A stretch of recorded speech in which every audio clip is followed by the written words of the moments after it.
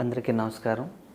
ఈరోజు సూళ్ళూరుపేట నియోజకవర్గం నాయుడుపేటలో దురదృష్టకరమైనటువంటి సంఘటన జరిగింది. దాదాపుగా 128 మంది విద్యార్థులు డయేరియాతో బాధపడడం, కాస్త కలుషిత ఆహారం తీసుకోవడం వల్ల ఈ ఇన్సిడెంట్ జరిగిందని అధికారులు తెలియజేయడం జరిగింది.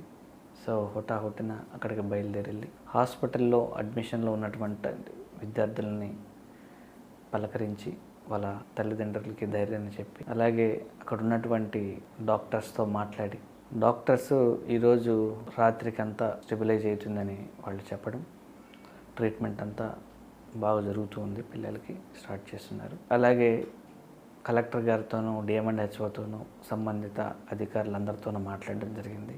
ఆ స్కూల్కి సంబంధించినటువంటి శానిటేషన్కి కానీ, ఎక్స్ట్రా బాత్రూమ్లకు సంబంధించి, అలాగే మినరల్ వాటర్ శాశ్వతంగా వాళ్ళకి అందే విధంగా చర్యలు తీసుకోవాలని, ఆ మినరల్ వాటర్కి సంబంధించిన ప్లాంట్కి సంబంధించినటువంటి నిధుల్ని, అలాగే వాష్రూమ్కి సంబంధించిన నిధుల్ని ఎంపీ లాట్స్ నుంచి ఇస్తానని వాళ్ళకి తెలియజేయడం జరిగింది.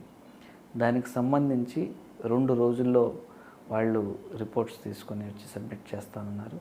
అయిన తర్వాత మనం ఎంపీ లాట్స్ ద్వారా ఆ స్కూల్కి సంబంధించినటువంటి ఈ సమస్యని మళ్ళీ పునరావృతం కాకుండా చూసుకోవచ్చు. అలాగే ఫుడ్ ఏదైతే ఉందో అది పరిశుభ్రంగా ఉండేటట్టు, నాణ్యమైనటువంటి చికెన్ కానీ మటన్ కానీ ఫ్రెష్గా ఉండేదాన్ని వాడే విధంగా చర్యలు తీసుకోవాలని అధికారులను కోరడం జరిగింది. ఉన్నటువంటి ప్రిన్సిపల్ని, వార్డన్ని సస్పెండ్ చేశారు. ఇలాంటి ఘటనలు పునరావృతం కాకుండా జిల్లాలో ఉన్నటువంటి అన్ని స్కూల్స్ని తనిఖీ చేసి ఎప్పటికప్పుడు అప్రమత్తంగా ఉండాలని సూచించడం జరిగింది. ఎప్పుడో ఘటన జరిగిపోయిన తర్వాత పరామర్శలు కాకుండా ముందే ప్రియర్గా తనిఖీలు చేసి ఎక్కడికక్కడ అలర్ట్గా ఉండాలని కోరడం జరిగింది.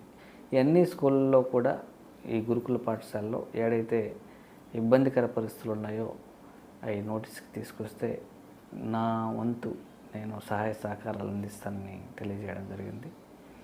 అలాగే రాష్ట్ర ప్రభుత్వం మీద కూడా ఒత్తిడి తీసుకొస్తాం. దీన్ని ఖచ్చితంగా అన్ని స్కూళ్ళలో పరిశుభ్రమైనటువంటి నీటిని, అలాగే పరిశుభ్రమైనటువంటి ఆహార పదార్థాలని, నాణ్యమైనటువంటి తాజాగా ఉన్నటువంటి ఎప్పటికప్పుడు వండిన ఆహార పదార్థాలనే పెట్టాలని, ఉదయం వండి రాత్రికి పెట్టడం అనేది ఇది కరెక్ట్ పద్ధతి కాదు.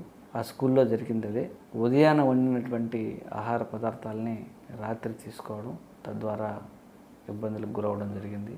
నాణ్యమైనటువంటి చికెన్ అందే విధంగా చూడాలని అధికారులను ఆదేశించడం జరిగింది. దాని మీద ఫుడ్ ఇన్స్పెక్టర్లు అందరూ కూడా తక్షణం స్పందించి చర్యలు తీసుకుంటామని హామీ ఇవ్వడం జరిగింది.